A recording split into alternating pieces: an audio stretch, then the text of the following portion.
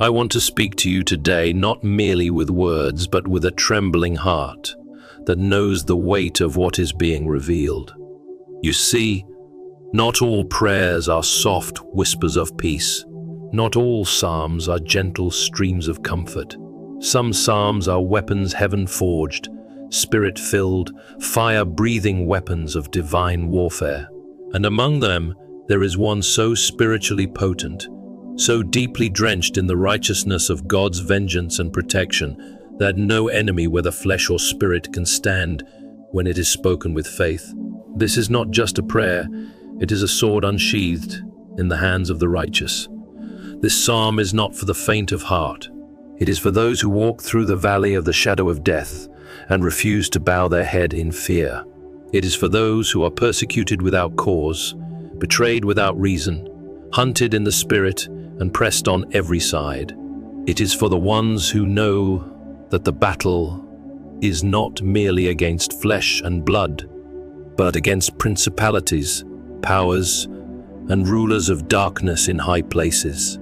It is for you, if you have ever stood in the storm and cried out for deliverance.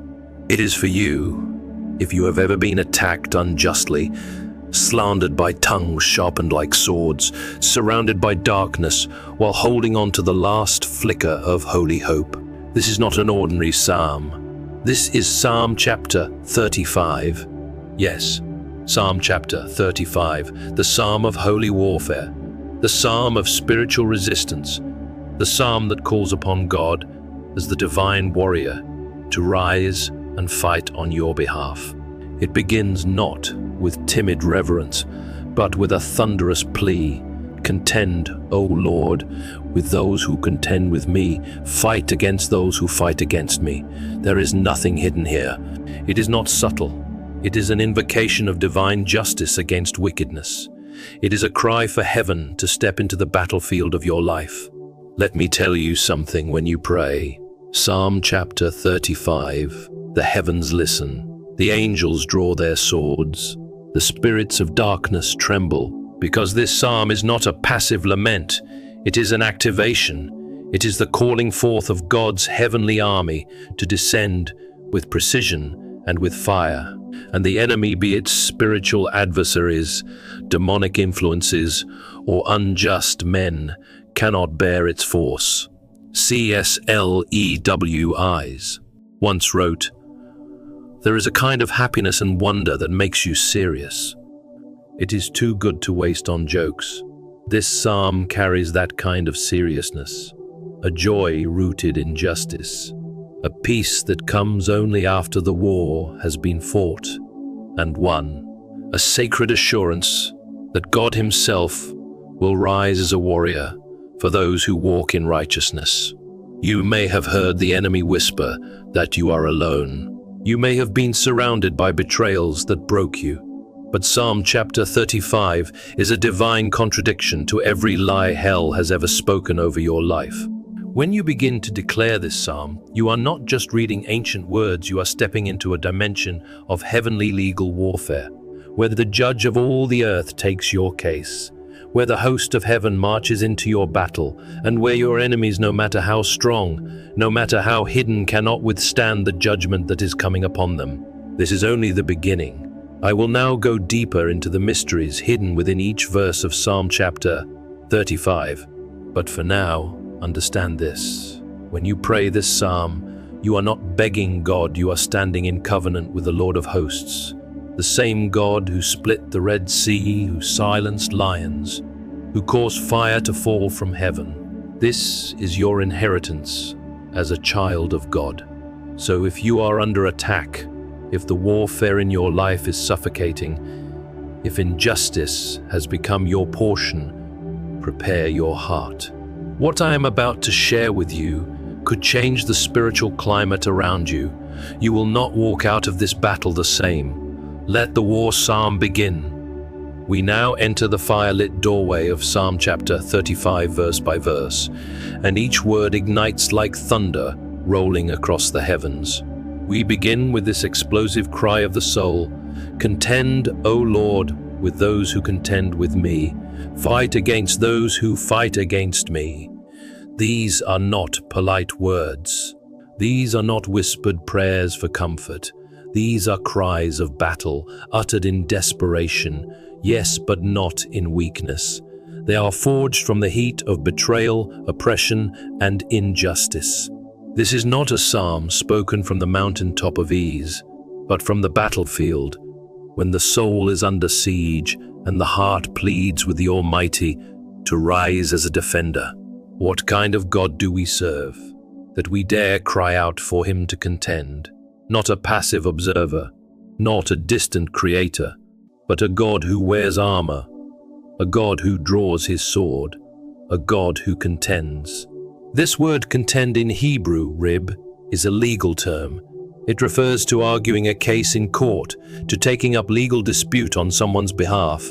Imagine that. When you speak this psalm, you are summoning God into your courtroom. You are placing your enemies, visible and invisible, before the righteous judge of heaven and saying, Lord, try my case. You are invoking divine litigation against every false accusation, every demonic oppression, every betrayal, every injustice. And he answers. When David wrote this, he was surrounded, persecuted by Saul, hunted by those he once trusted. He had done no wrong yet his enemies plotted his fall. Sound familiar? Perhaps you too have been falsely accused. Perhaps your kindness has been paid back with cruelty. Perhaps your heart has been broken by those who should have stood by your side. If so, this verse is yours. This psalm is your weapon. You are not alone. In verse 1, David does not merely ask God to defend him. He asks God to fight. There is a difference. Defense is protection, but to fight is to go on the offensive. David is not asking to hide in the cleft of the rock. He is asking for God to draw his sword and go into battle on his behalf. And here, dear friend, is where the spiritual world begins to shift. There are battles in your life that are beyond the reach of human strength. No lawyer, no friend, no family member, no human plan can contend against the forces that surround your soul. There are accusations whispered in the spirit realm, satanic lies spoken into the ears of others, manipulations crafted in hell that only God can silence. This is why Psalm chapter 35 is so dangerous to your enemies. Because it does not fight on the level of man, it fights in the courts of heaven. And once heaven opens its case, no power of darkness can silence it. C.S. Lewis wrote in the Screwtape Letters, there are two equal and opposite errors into which our race can fall about the devils. One is to disbelieve in their existence. The other is to believe and to feel an excessive and unhealthy interest in them.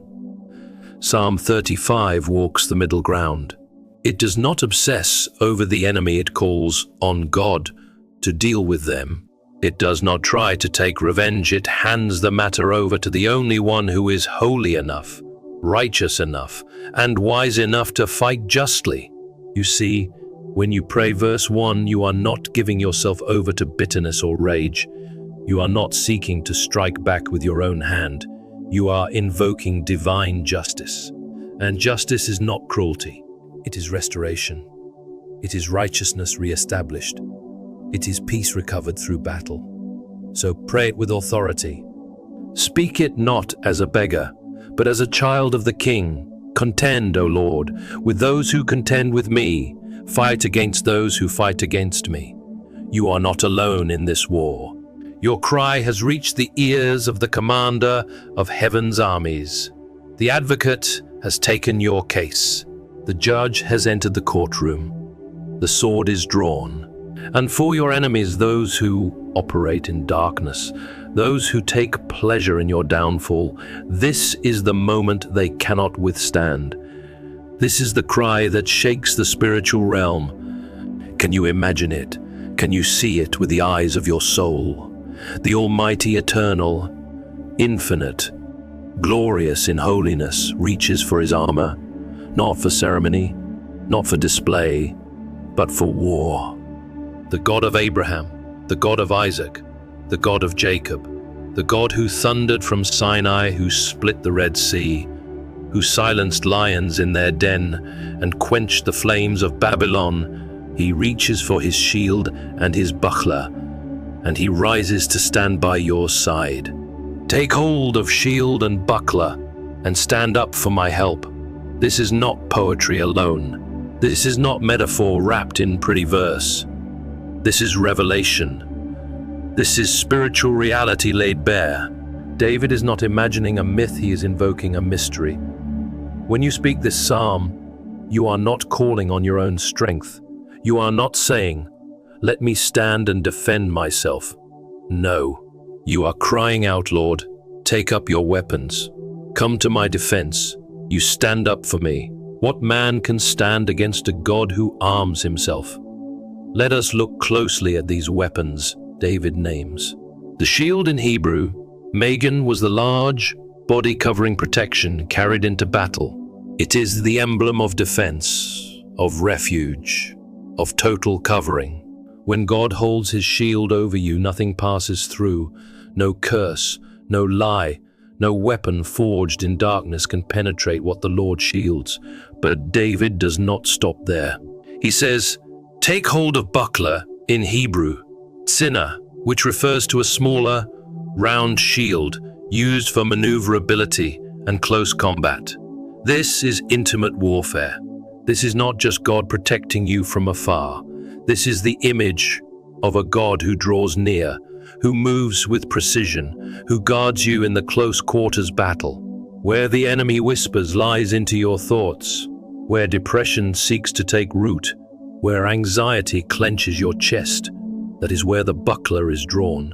Can you see now how complete this protection is? The Lord holds the large shield for covering and the buckler for combat. You are not just hidden behind his strength, you are surrounded by it. But this verse does not end with armor alone. David prays something even more daring. He says, "Stand up for my help."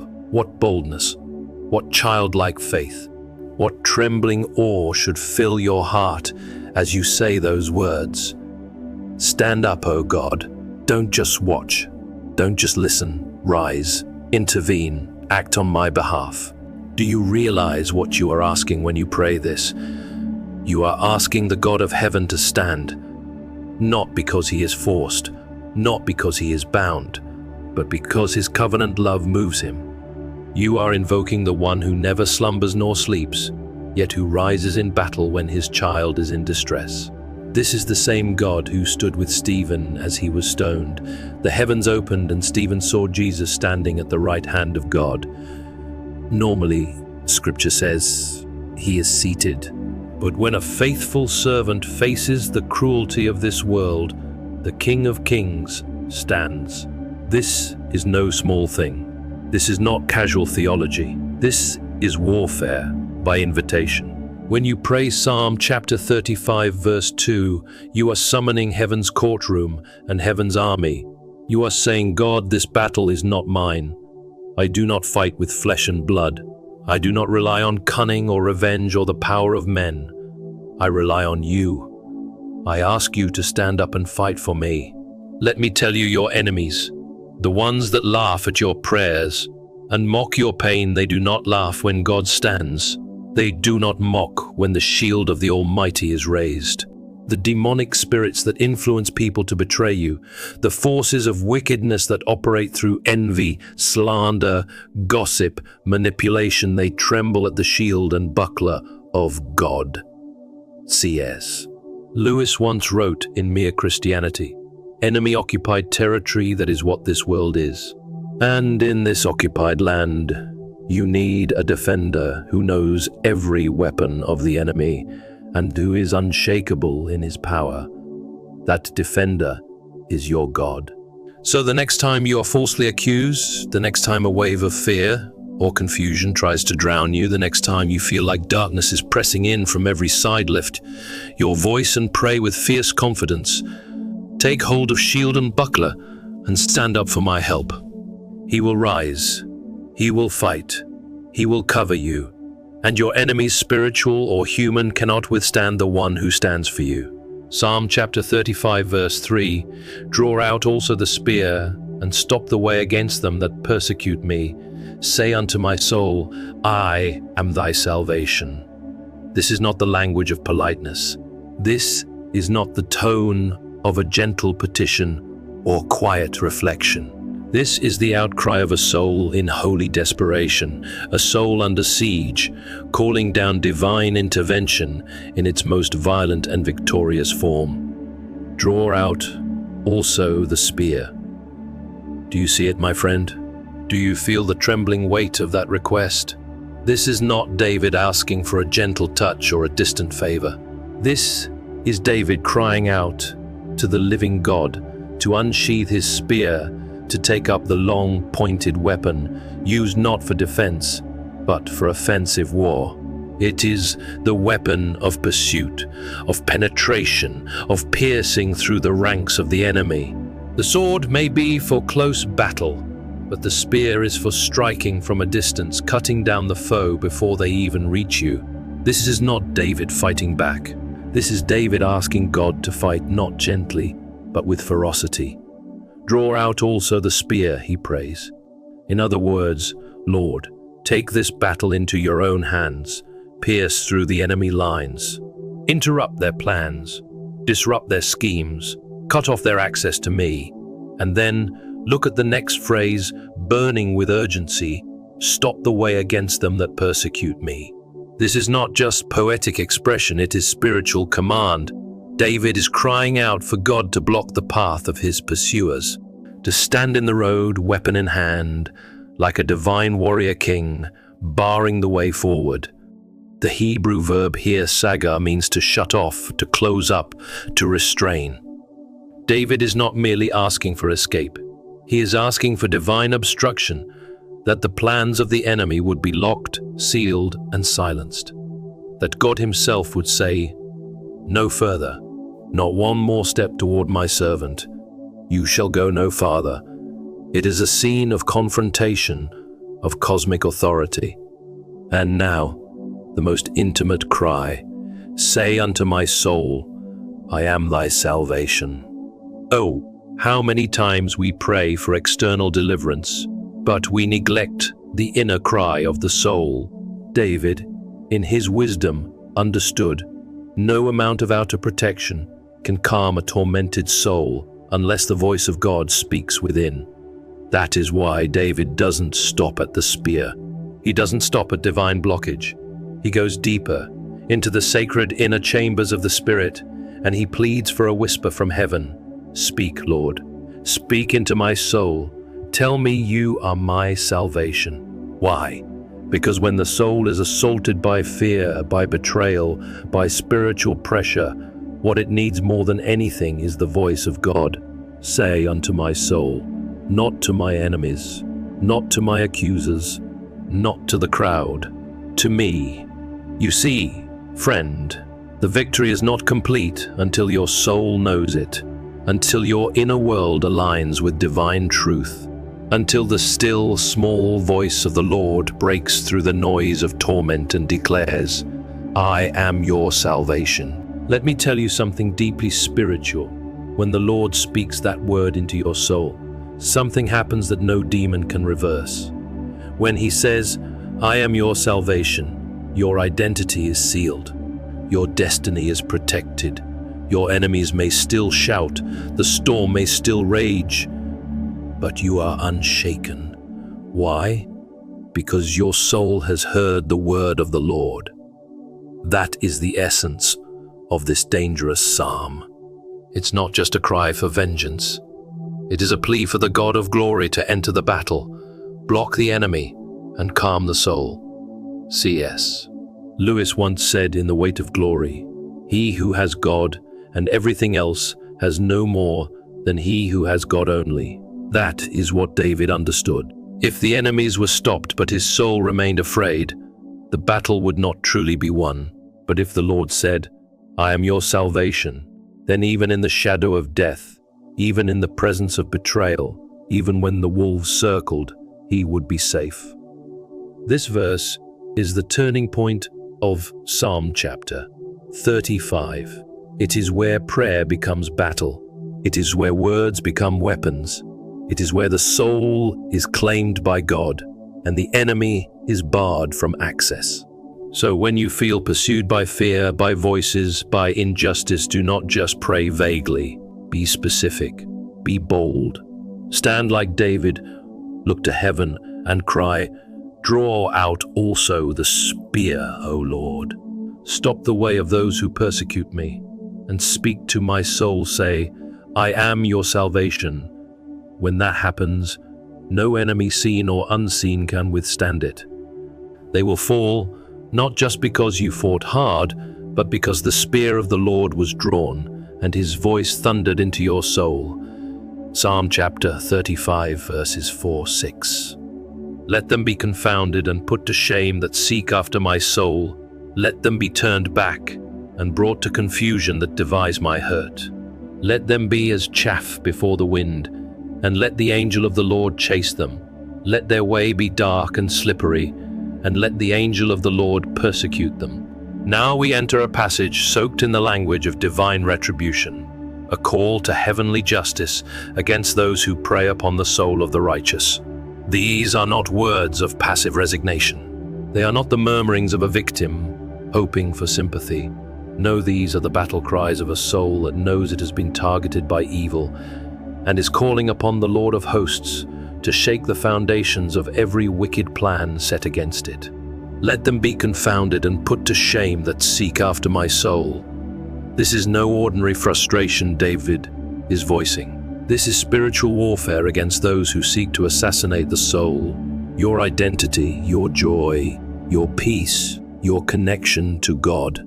Notice that he doesn't say those who seek after my possessions or my position. He says my soul. That is the depth of the attack, and that is why his prayer must go deeper than mere resistance. He is asking for divine intervention that strikes at the spiritual realm, where the true enemies hide. He cries out, "Confound them, shame them, turn them back." These words are not chosen lightly.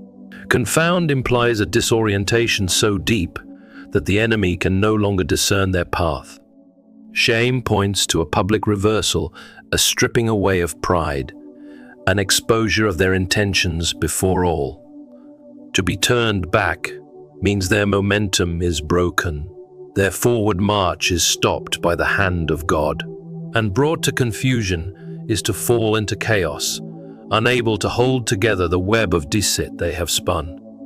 Can you see it, my friend? This is not a surface-level prayer. This is the unraveling of the entire spiritual infrastructure that the enemy has built. Every thought, every plan, every scheme aimed at your downfall, David is praying it would collapse in on itself, devoured by its own corruption. Let them be as chaff before the wind. Do you know what chaff is? It is the useless husk separated from wheat during harvest. It is weightless. It has no root. It has no value. It is vulnerable to even the softest breeze. And David does not wish for a soft breeze. He is calling for the wind of God, the breath of divine judgment, to rise and scatter the wicked like dust in a storm. This is a vision of complete disintegration, no foundation, no stability, no defense. And then this next phrase, so fierce and glorious, let the angel of the Lord chase them. Oh, pause here with me. Do not rush past this moment. This is not poetic metaphor. This is divine reality. David is invoking the angelic realm, calling on God's own celestial warriors to pursue the wicked, not just restrain them, chase them, hunt them, drive them out of the shadows, out of their hiding places, until they can no longer carry out their plans. This is not a man chasing another man. This is heaven chasing hell. This is light pursuing darkness. And the image builds, let their way be dark and slippery, and let the angel of the Lord persecute them. Their path, once secure, is now a treacherous cliff. Their footing, once confident, now slick with divine oil. They cannot proceed, for every step leads to collapse. And again, David calls upon the angel of the Lord, not just to chase, but to persecute. That word may sound harsh to our modern ears, but in the Hebrew context, it means to press down with relentless force. It means to drive until there is no rest for the wicked, no place to regroup, no shelter from justice. My friend, I want you to see what's happening here. This is not about personal revenge. This is about divine holiness asserting itself. This is about the kingdom of God pushing back against the encroaching forces of evil that desire to swallow you whole. You are not simply defending yourself. You are standing under the banner of the Almighty, crying out for His heavenly order to be restored. When you pray this psalm, you are not just expressing your pain. You are activating the authority of heaven. You are calling angels into motion. You are declaring, "My soul is under threat, but I do not fight alone. The hosts of the Most High move at His command, and every force that rises against me shall become as chaff before the wind." In the Screwtape Letters, C.S.L. E.W.I.s portrays the spiritual battle with sobering clarity. The demons tremble, not at your strength, but at your surrender to the will of God.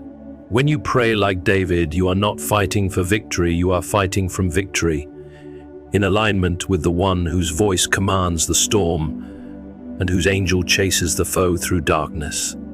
So today, if you are under attack spiritually, emotionally, relationally, pray these verses aloud. Claim them, proclaim them. Do not whisper them, declare them with holy boldness. For this psalm is not safe. It is not tame. It is the most dangerous psalm your enemies can never withstand, because when you speak it, God Himself answers.